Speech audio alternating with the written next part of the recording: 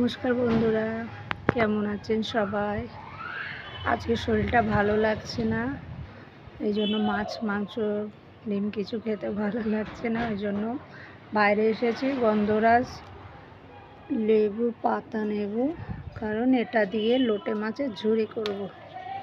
লোটে মাছে একটা গন্ধ থাকে না, ও ঝুড়ি করার সময় গন্ধরাজে পাতা দিলে ঝুড়িটা খেতে খুব ভালো লাগে।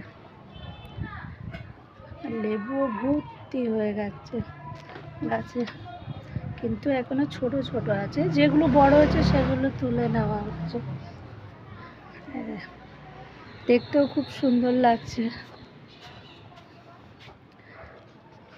এই জন্য পাতা নিয়ে খেয়ে দেখতে পারো। লোটে মাছের ঝুড়ি যখন হবে পাতা দেবে, গন্ধরাজের পাতা দিয়ে করবে, দেখবে খুব সুন্দর লাগবে, গন্ধটা আর থাকবে না। বাই, সবাই ভালো থেকো, সুস্থ থেকো, সাবধানে থেকো। বাই।